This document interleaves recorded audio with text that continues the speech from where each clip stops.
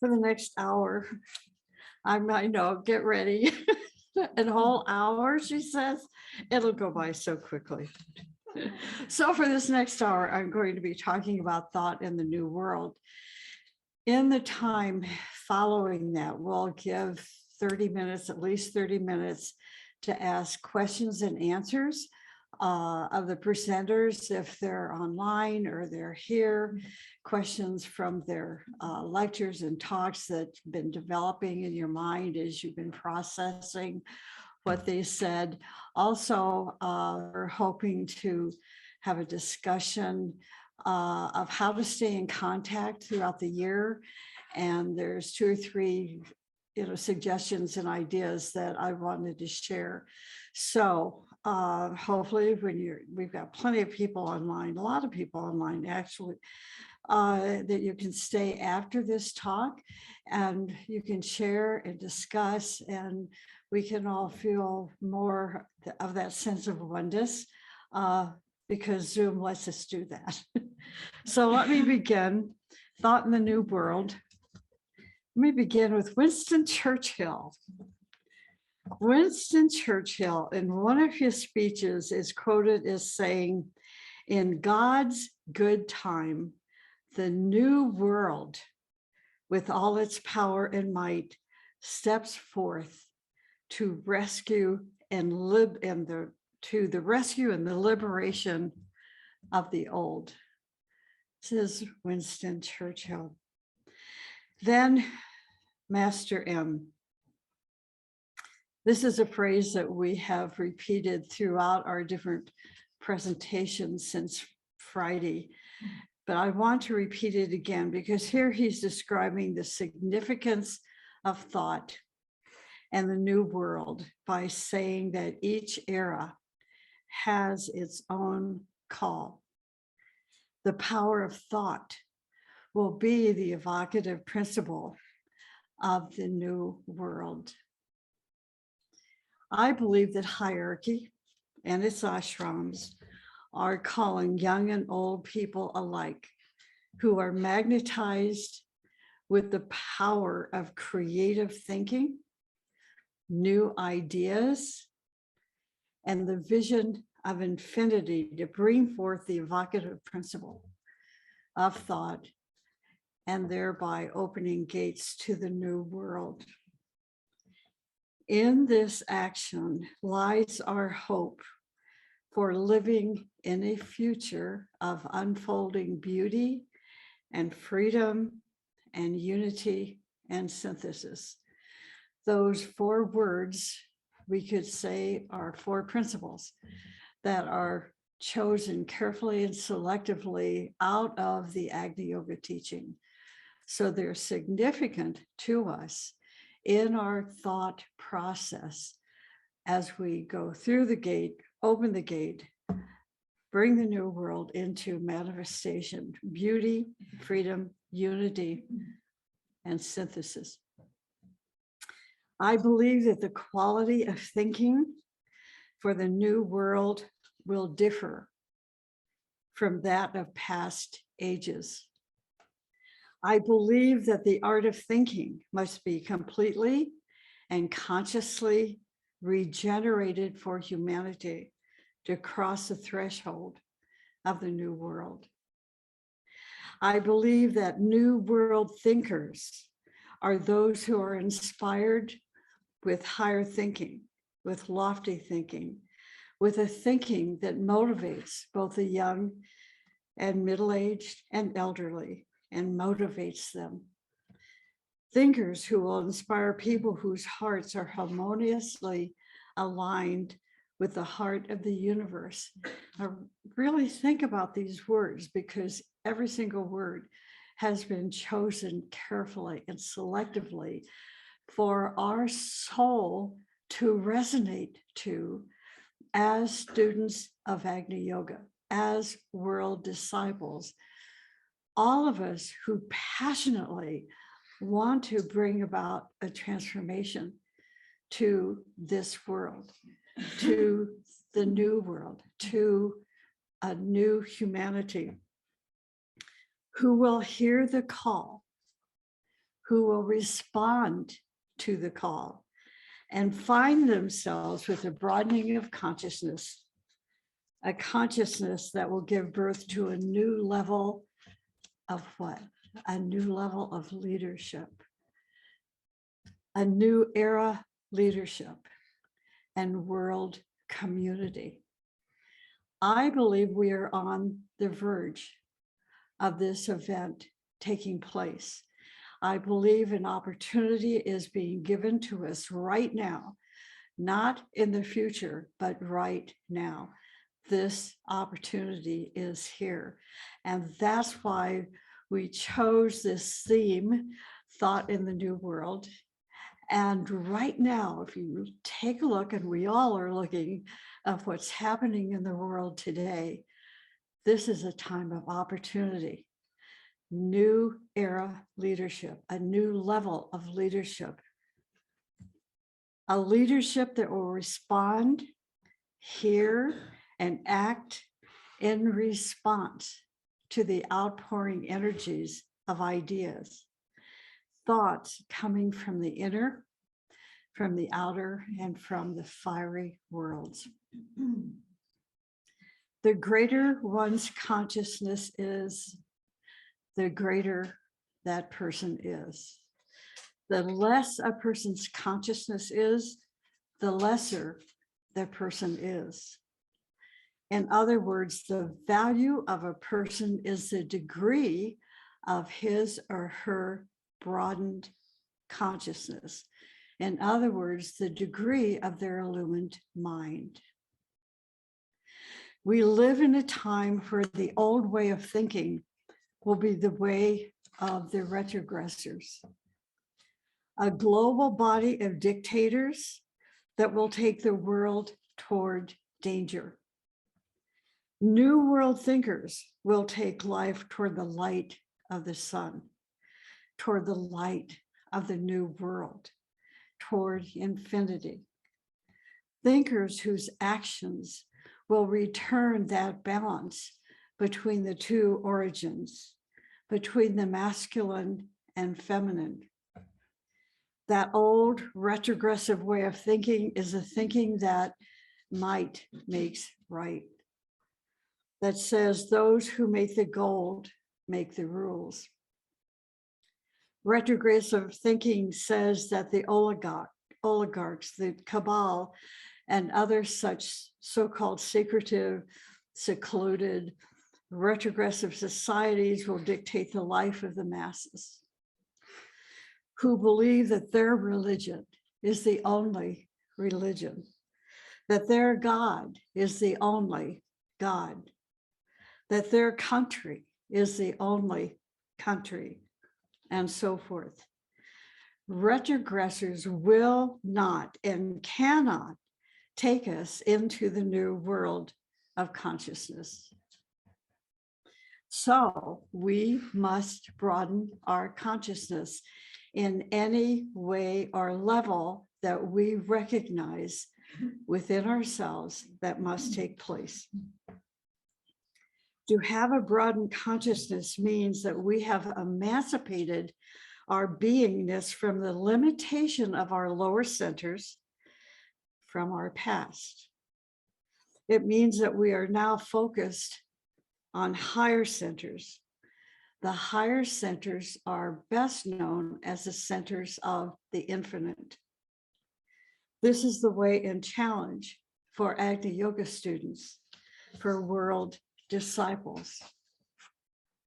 An advancing, expanded consciousness, an illumined mind provides for the fire of transformation. Great ones are impressing us with the importance of having pure hearts and pure thoughts. Those who are responding to these impressions are the men and women with the power of creative thinking. They will lead the inhabitants of our planet to a renaissance of thought, brought into existence by whom? Creative thinkers. those who are responding to the call of the great ones. The creative thinkers will be those who are charged with establishing a new era of leadership, opening the gates to the new world. Such thinkers will be recognized as new world leaders. First, providing in themselves the example of a constant broadening of consciousness, a level of thinking that will enable them to approach with foresight the new world. Foresight resulting from communion with the planetary hierarchy. See, for me, this is no longer something that we read about and dream about and then think others about, that others are able to do this. Now is for us, right now, to be a new world leader or to support these creative thinkers that are thinking the new world leaders now into existence, into manifestation. They're there. Now we want them to be recognizable throughout the whole world. Foresight resulting from communion with the planetary hierarchy. They are there for us, capital T-H-E-Y. They will be there. They are there for us. So we must stop thinking that only those in the past had communion with Master M and Master Kutumi, Master Jupiter, and the great ones that we're being told have always been amongst us, always. That somehow we don't allow our consciousness to see ourselves in the position of recognizing and responding to the vibration and resonance and creativity of these messengers of the high. They will be those who have an alertness in thinking and demonstrate an evident striving. New world thinkers are examples of the art of thinking and who will hold a refinement of consciousness. Thinkers of the new world, as Madeleine Albright, the former US Secretary of State, born in Czechoslovakia, she said, as you go along your own road in life, you will, if you aim high enough, also meet resistance. But no matter how tough the opposition may seem, have courage and still persevere. This is a reminder that all New World thinkers will meet resistance on the path of their travels, taking their foresight of the new world alongside courage and with steady perseverance. One of the great thinkers of the Brotherhood of Light, Master M, instructed that humanity must study more carefully its thinking. He said it is necessary to establish in schools the science of thinking. So a new rhythm is now entering the life and the planet. People cannot ignore these new conditions that are flooding it. Returning to the past is not only unwise, but it is also impossible. As individuals, as families, groups, and nations, we must harmonize ourselves with the rhythm of the new conditions establishing a new world. For that purpose, the art of thinking must be revived, regenerated. Only a high quality of consciousness is going to establish the path of the thinker. The art of higher thinking must be strengthened by practice. The overall purpose of the theme of this year's conference has been to inspire that regeneration, the regeneration of thought and honest thinking. Master M says, "He who does not help the regeneration of thought is no friend of the new world." With a regeneration of thought in the world, the health of every nation will be reignited. And then we can affirm that the gates to the new world will be wide open. Agni Yoga teaches original thought is the law in the universe. Original thought is the law in the universe.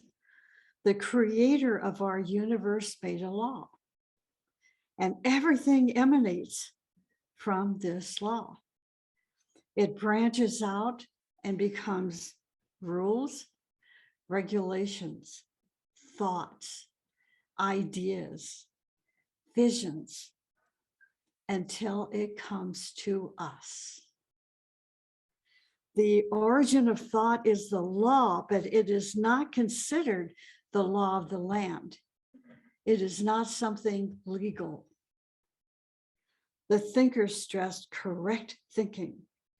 He wanted his disciples to feel themselves to be artists who could create new kinds of harmony. So this law branches and becomes many things, becoming ideas. Ideas come to our mind, and our mind changes the ideas into thought. Our mind changes ideas into thought. These ideas have direction. For example, take an idea, condense it with a thought. The thought passes through our mind, goes to the etheric brain, and changes a little bit more. And then it goes to the physical brain and becomes a practical step. Then its chemistry goes to the centers and organs and the physical body and actualizes. This is a science of thought and thinking. But, and this is so interesting, chemistry can change over time, and it can also mix itself with our own mental, astral, and physical habits. And our chemistry then totally changes. It can become a destructive force. So for example, say a thought comes and mixes with a person's hatred. When this happens, it really burns the person's mechanism. Original thought is a chemical element. Original thought is a chemical element. It enters into the person's chemistry, then mixes with other chemistry and builds a compound chemistry, which is either good for their body or on a broader scale, good for humanity. It can be either good for our body, good for our relationships, for our success and health, or it can be destructive. If that thought comes purely and passes through the various stages of our system, our etheric mind, brain centers, glands, and organs, without mental pollution, without emotional and physical pollution, it will give humanity the highest energy, and a new world has begun, bringing in a new renaissance of thought, a transition from the old to the new. The new world of thought will be magnificent. It will slowly change our blood chemistry. and the chemistry of our nerves. But our thoughts will also become a magnificent tool to create the highest chemistry for healing, for regeneration and resurrection. When thoughts come to us from higher centers, they transform us. Every high spatial thought is accumulated energy. Every high spatial thought is accumulated energy. That is why really advanced people say and think, stop all these waves, and the waves stop. They say, you are dead, but you are not dead. Get up. And the person is healed.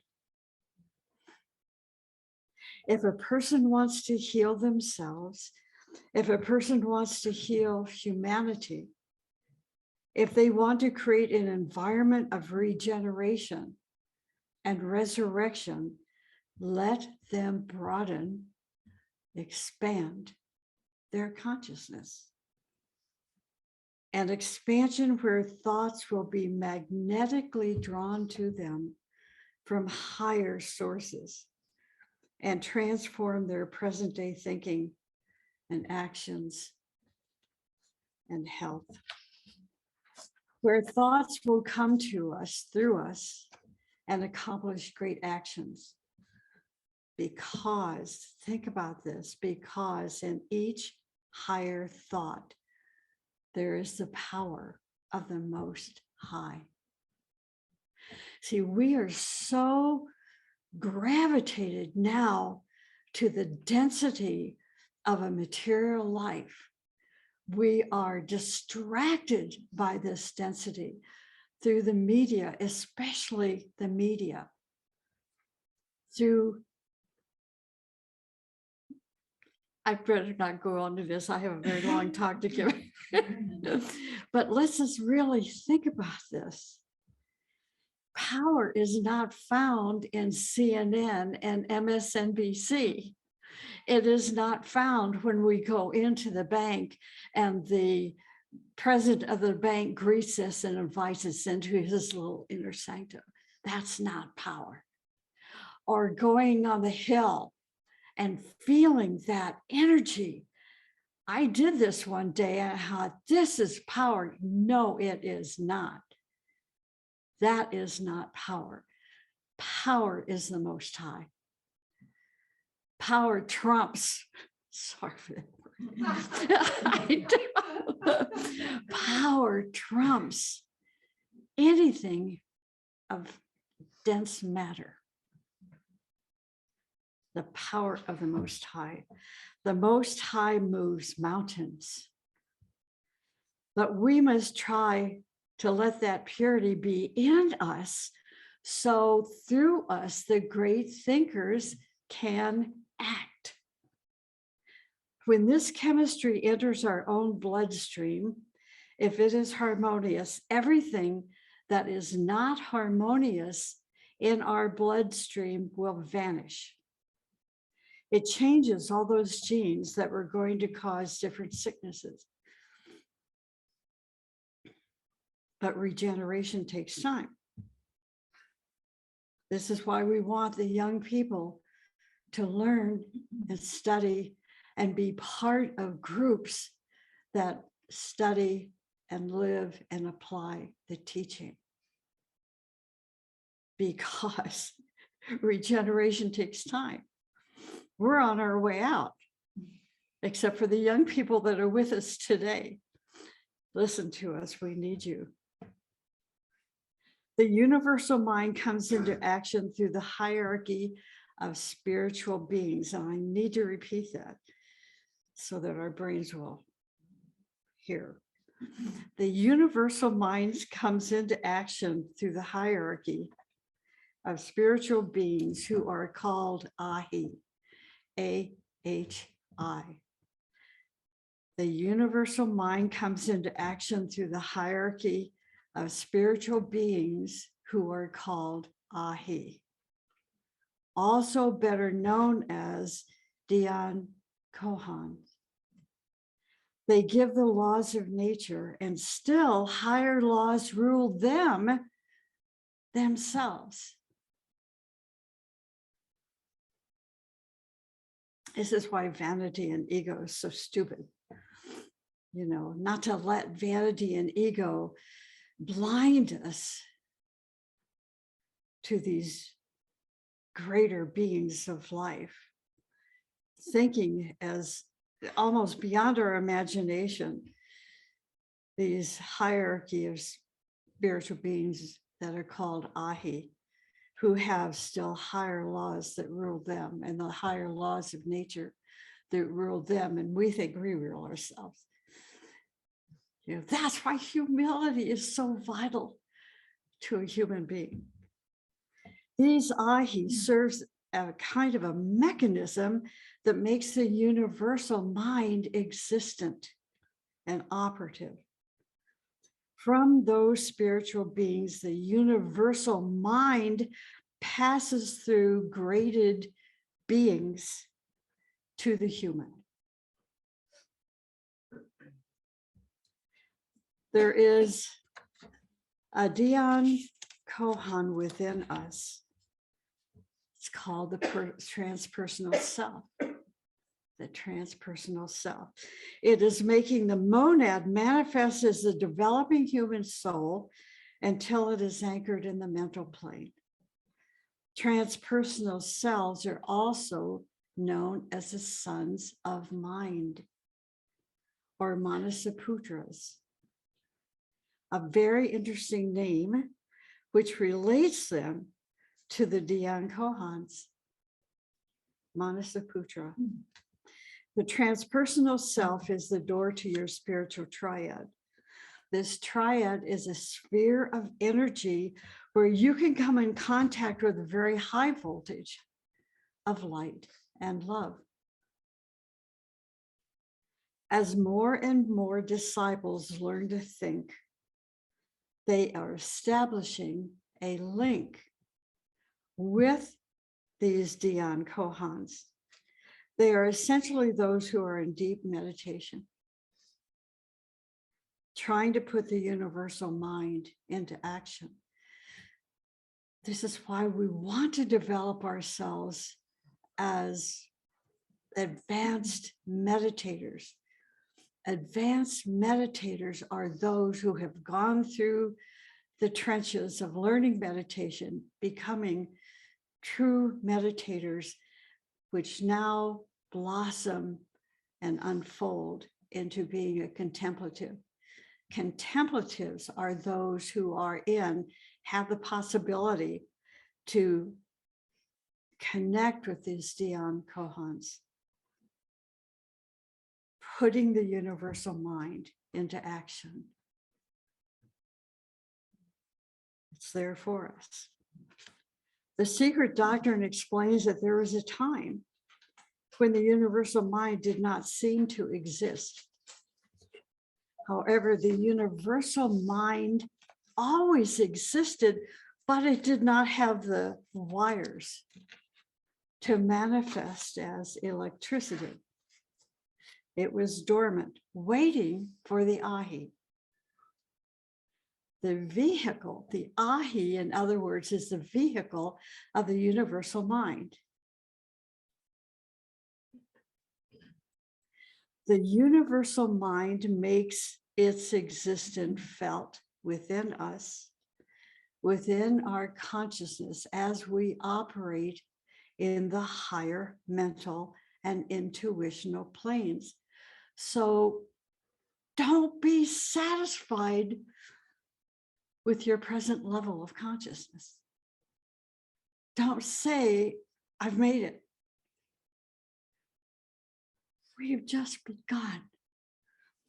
But we will be able to more swiftly ascend that ladder when we now recognize and begin to function, recognize the transpersonal self, and begin to function in the higher mind, in the intuition. We no longer have to depend on messengers coming to us and saying, okay, we've got to write more books, get their attention. And then we quote, quote, quote, quote. You know, let them quote us. But they're not really going to be quoting us. They're going to be quoting these Dion Kohans, these Ahi, that are the instruments or the vehicle for the universal mind.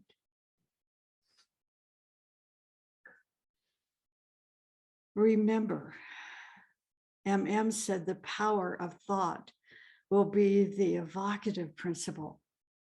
Evocative, bringing in through our own instrument, the message the Ahis will have from the universal mind through hierarchy into ourselves, because we have that recording mechanism in us. It's just sort of like when that universal mind didn't have the wires to manifest as electricity. The power of thought will be the evocative principle of the new world. The great beauty for every conscious form in nature is to be the vehicle of a still higher being. This forms that chain of beings, a hierarchy. All living beings are connected, but most are not conscious of this. If you live long enough, you're going to be seeing, as I am now, the connections all seem to now be coming together. They're coming together. Why is this? The renaissance of regenerative thought is opening the portal now to manifest the new world. As the universal mind begins to operate within each of us, we will feel that certain curtains are lifting before our eyes, one after another. We will feel that they are penetrating the mysteries of life. They, we, us, penetrating the mysteries of life and touching new revelations. Do not be resistant. Those who are advancing from plane to plane through the actions of the universal mind see the reality that exists in every plane. A master gives us some insight about the universal mind, saying that the universal mind is tapped by some member of the planetary hierarchy according to his mental inclination and equipment, and the immediate needs sensed by the working adepts. He then presents the new idea, new discovery, or the new revelation to the group of adepts telepathically. And when it has been discussed by them, he later presents it to his groups of disciples.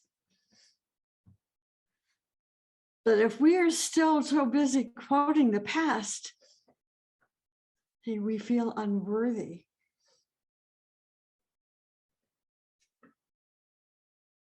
To take that past into us and take us into the future, into infinity. When we consider the new world, I think it is important to think of the outer world of our five senses and the other two worlds as well, the invisible world and the world within. The invisible world is a world in which our creative energies produce ever progressive patterns of ideas and visions, bringing new revelations. and as such, what? The new world. When you listen to Paul, the presenter before myself, talk about new world economics, this is new thinking. Our relationship with the invisible world is our relationship with inspiration and with impression. Remember that the higher worlds are in a steady process of advancing toward the cosmic magnet. Impression and inspirations received from the higher worlds that are going to expand our understanding and refine our thinking. The other world is the world within. This world is as real as the outer world. With the inner world, people have certain relationships that can progressively expand and deepen. The understanding of this relationship not only produces lofty thoughts, but leads to a broadening of consciousness. You listened to the 3 focus groups yesterday: Agni Yoga, esoteric healing, death and transition. Talk about the subtle world, the fiery world, the world within. You listen to some of the stories about people who had near-death experiences. It's the inner world. And it leads to a broadening of consciousness. It is important to remember that when a person's thoughts become crystallized, like that stuff, right? And no, it's not me.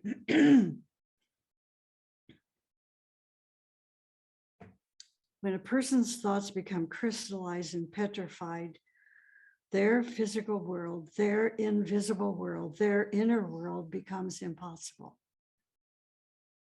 And the decline of culture and civilization begins. The new world of thought will be the reflection of our thoughts. Individual thoughts, national thoughts, and global thoughts. I think it is becoming increasingly evident that if our language of thought remains the same, this world will soon fall into the state called by the ancients the confusion of tongues. Then there will be no new world of thought. Thoughts come from these 3 worlds. If not inspired from the supramundane world, will no longer receive the higher energies of creative nourishment. This is why we're given those 2 virtues, courage and daring. Eventually, well, real thinking will cease to exist if we can no longer receive these higher energies. What will remain will be a system of stagnated thought, which turns into a dry lake. If you don't know what a dry lake is like, go to a desert. Real thinking is progressive and in harmony with the expanding worlds. The entire life of existence is in progress. It is impossible to create fixed measures when the standards are continuously changing. See, we can't say, yeah, but in the past, oh, I remember back in the days. Don't. You know, we can take the best of the best from those early days and then combine them into a little teacup and add them to the chalice. But we're forward thinkers. Standards are continuously changing. Unfortunately, the thinking of most of the leaders around the world are not in harmony. with the changes occurring as each person strives to create the new world of thought. Yeah, but if I invest in Bitcoin, go see your financial, well, not all financial advisors are going to advise you to invest in Bitcoin. Go see Paul. Unfortunately, a person's thinking can be controlled by substantial, creative, or crystallized thought forms. We can be controlled by our crystallized thought forms, which exist in space. That's the thing is, these crystallized thought forms exist in space and will not let our minds escape from their fences and will not allow us to think differently, even in our dreams. These mighty thought forms are manufactured by those thinkers who eventually brought destruction upon the Atlantean civilization. To bring in a new era through the power and principle of new thought, as instructed by the teaching, each of us must try to destroy those thought forms existing in space. Thought forms that are branching into people's minds. We must cultivate the science of thinking so that it keeps pace with the speed of expansion and changes in our physical life, our inner life, and the invisible life of the higher worlds.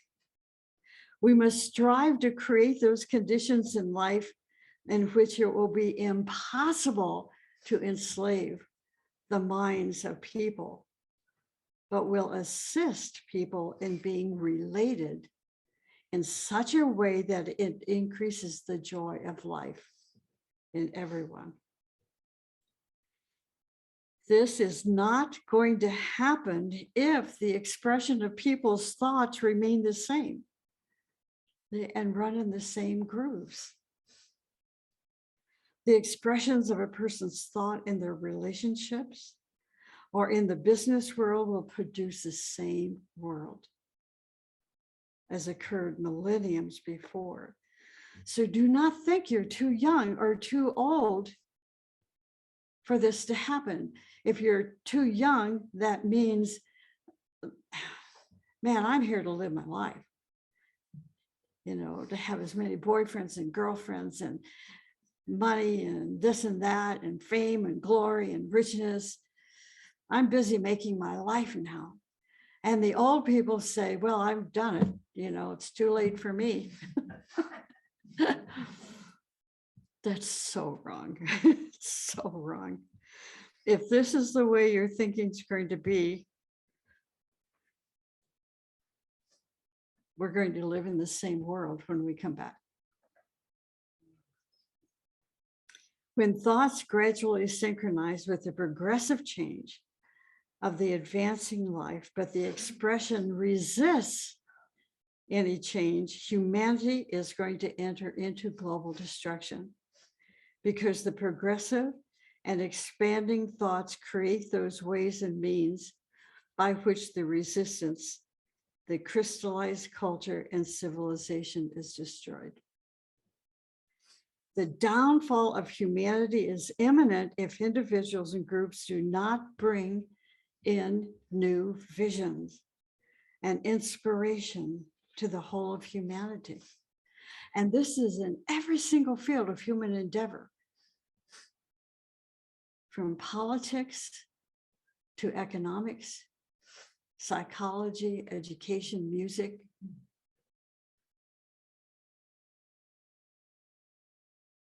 All must have visionaries, bringing inspiration to the whole of humanity. We must collectively help humanity make a breakthrough into new dimensions of thinking. So crystallized thinkers cannot organize the persecution and suffering of advancing individuals and groups in order to secure their own incomes and control. This is why when we decided last year and moved into Zoom and to have our conferences on Zoom, we didn't charge a dollar amount. We said donate according to your heart, which, so you cannot say, I cannot afford this conference. We wanted everybody to be able to afford this conference. This conference especially. Say, oh, you know, I'm too busy. I've got my schedule. It's really heavy. Okay, so be it. But go ahead and register because you can listen to the recordings on YouTube later. This is such an important theme. People measure their evolution by what they know and do, not what they really are. College degrees, social positions, and wealth are not indications of advancement or evolution. It's like, and I'm sorry, I don't know the name of this young man, but apparently he is a well-known rock star who died a couple of days ago. He's 50 years old. And he has such a huge following, and they're so supportive of him. This man totally wasted his talent. Drugs upon drugs upon drugs. They found 10 different kinds of drugs in his body. And the day before, he was taking a picture with this young child. What a waste of talent.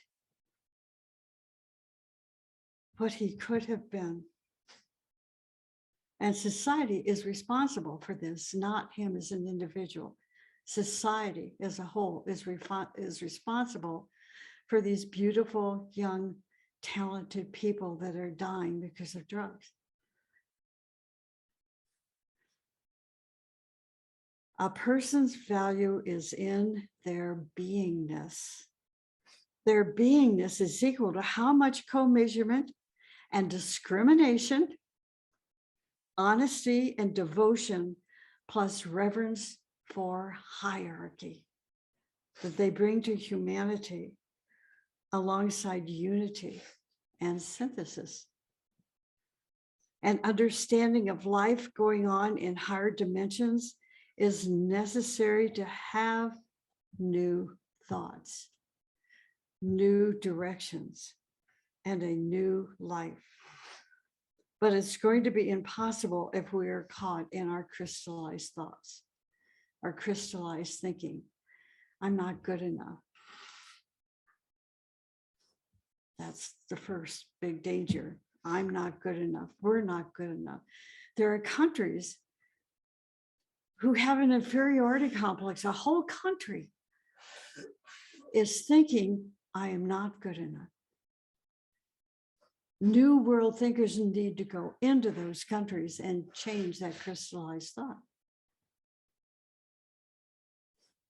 An understanding of life going on in higher dimensions is necessary to have, again, new thoughts, new directions, and new life. When our thoughts are controlled by the obsolete, it will not be possible to see the future. If you cannot see a future, you know you're obsolete.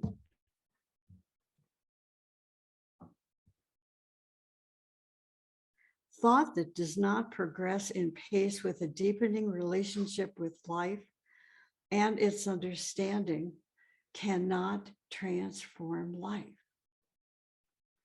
Transformation of life starts when more and more people understand their contact with the whole visible and invisible universe. When I was young, there was no TV. That shows you how young I was. Then we had a television set, black and white. We had 2 channels. The most popular channel was the boxing channel. Today, we have Zoom. So when we talk about the whole universe, we are now given this gift, this opportunity to be in contact at least with those living on the planet. So why can we not also believe that we have the same relationship with the invisible world? Only our crystallized thinking keeps that from happening. When our thoughts do not translate in ever advancing understanding, our speed of evolution slows down and degenerates. As long as people are occupied by the crystallized thoughts, they will fail to understand and use intuition. But often people have more intuition than the ability to think in new dimensions. Their old thoughts block intuitional understanding and prevent them from following their intuition. The old form of thinking must go. Past and current retrogressive thinking are based on what? Think about this. The old form of thinking must go, right? Easy. Wait till you go home tonight and see how much old thinking is controlling your life. Think about it tomorrow. Think about it through the week. Because it's one thing to say, no, I'm not going to be caught up in old thinking. You're going to be surprised. But the good thing is to recognize it and to stop it. Past and current retrogressive thinking are based on what? Self-interest. Self-interest. Ownership. Separatism. Vanity. Control. Oh my. Control. Egotism. Control is, I don't have time. Look it up. Just look the word up in Google. I bet you we are going to find amazing examples of control. Egotism, exploitation, and other similar kinds of thinking. It must go. Understanding is the evoked result of a person who loves others, who tries to live a sacrificial life and brings joy to humanity. Only such souls that have an understanding of what is going on can evoke, can sound the call to the principle of new thought for the new world. Creative energies of the universe uplift, they illuminate, and they bring happiness and prosperity to those who live for the common good and express deep gratitude and spiritual containment. Again, each era has its own call. The power of thought will be the evocative principle of the new world. To bring forth a new renaissance of thought, people will need to dedicate themselves to improving the life on this planet in their personal and professional and service life. It means to ask, what are each of us going to do to improve the life of the planet? One way is to build the chalice. The chalice is the boat of resourceful and new era thinking, direct knowledge, straight knowledge. The chalice is the boat of resourceful and new era thinking. This boat is sometimes called the boat of arhats, with which they travel great distances. Here's a few ways to build the chalice. Continuous dedication to improving life on this planet. Of course, this asks for sacrifice, service, and labor. To improve the life of this planet, we must all engage in sacrifice and service and labor. Also harmlessness. Are we harmless in all of our thoughts and words and expressions? in our relationships and our actions, motives, pure motives in all of our actions, words, and thoughts. For example, we can ask ourselves, were my actions, words, and thoughts altruistic? Did my actions and thoughts involve the interest and beauty of everybody else, even all kingdoms? Pure motives build the chalice. Beauty builds our chalice. Beauty builds a garden. Beauty must be found in the person's words, in their thoughts, in their relationships, in their actions, with the results that are going to save this planet. In The Call, the book, The Call, which is the first volume of Leaves of Moria's Garden, verse 45, the master speaks about how important beauty is. He says, the miracle of beauty is the adornment of your daily lives and will exalt mankind. He says, raise high your light, illumine the beauties of my temple. Teach the joy of beauty, teach the happiness of wisdom, teach the bliss of love, teach the glory of unity with God. I will grant you the power and fleetness of Mercury. Go forward without doubt, without fear, without turning back. See, I could end right here, but I'm not. So just got you excited, right? I want to share. I spent so much time with this talk. I don't want to set it aside. So for many ages we have lived, and for many, many ages we have collected the beautiful things in our chalice. The master says that the many lives accumulated in our chalice, they remain there. But once the concept of the brotherhood hits our mind, it resounds and now begins to radiate out, and the treasures come forward. These treasures will reconstruct our planet and build a new civilization. If we sacrifice ourselves for the welfare of our planet, for humanity, day and night, we can then stand as a protector of the planet in our small way, just as a hierarchy stands as a guide and a shelter and as a shield for humanity. We can be the fragrant lilies and freesias and roses in the garden of the master. We talked about that at our conference last year. Literally talked about Master Moria's sharing about his garden, which is right outside the tower, and how Helena Rourke went there to nurture that garden. The verse mentioned the fleetness of Mercury. What is Mercury? Legend and insight display to us that Mercury is a messenger between the Most High and humanity. The messenger goes everywhere and spreads the beauty, the light, the wisdom of the Most High. And he has wings on his heels.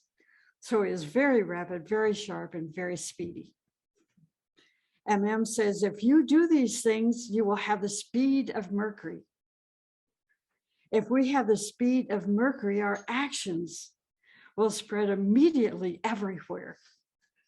Our good thoughts will go everywhere in 1 second. This will help to exalt mankind. To exalt mankind means to save the planet.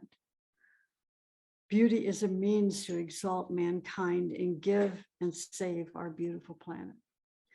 In New Era Community, verse 137, there's a Hindu tale, which if you read it deeply is telling us how humanity is polluting the planet, but how we as a humanity can also save it.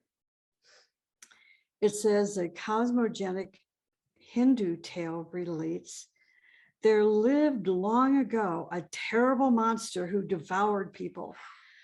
Once the monster was pursuing an intended victim. Now think planetary-wise, not just home. our little circle, but the great home. Once the monster was pursuing an intended victim, us, humanity, right?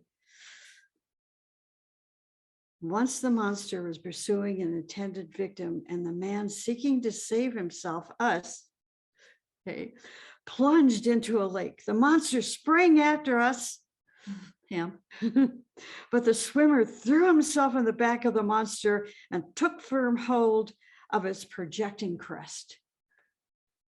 The monster could not turn over on its back because its belly was unprotected. It rushed about in a furious course, waiting for the man to become exhausted. But the thought came to the man that in maintaining his desperate plight, he was saving humanity. And with this pan-human thought, his strength became unlimited and inexhaustible. The monster, meanwhile, increased its speed until sparks formed a fiery wake. Amidst flames, the monster began to rise above the earth. The universal thought of the man had uplifted even the enemy. The tale says this happened because of the fiery thoughts of humanity. The man, as he was riding on the monster and thinking, I am not really struggling to save myself on this monster. I am really holding the monster and riding on its back for only one reason. I want to serve and save humanity from this monster. The flames of the monster began to rise above the earth, and the universal thought of humanity uplifted the enemy, the retrogressors. This tale says that fiery thought and right action save the planet. MM is saying that we are part of humanity, that everything we do and think and feel will be based on one thought. I am living for humanity. I am thinking for humanity. I am feeling for humanity. I am acting for humanity to save this humanity and to save this planet. This is a gigantic task. We must learn how to be cooperators with the life of this planet. The man did not kill the monster. He transformed the monster. We must first change ourselves, make our thoughts beautiful, and stay away from everything that makes us sick, physically, emotionally, mentally sick. We will become fiery beings, an asset, a companion, helpers for humanity and the planet. This is transformation, and I think this is how we can be cooperators with the life of the planet. This is how we can be the thinkers for the new world. So let me close with the words that I started with. Each era has its own call. The power of thought will be the evocative principle of the new world. And that's found in the book Agni Yoga, verse 101. Hierarchy and its ashrams are calling the young and old alike who are magnetized with the power of creative thinking, new ideas, and the vision of infinity. These are the thinkers who will bring forth the evocative principle of thought, opening the gates to the new world. In this action lies our hope for living in a future of unfolding beauty, freedom, unity, and synthesis. Amen.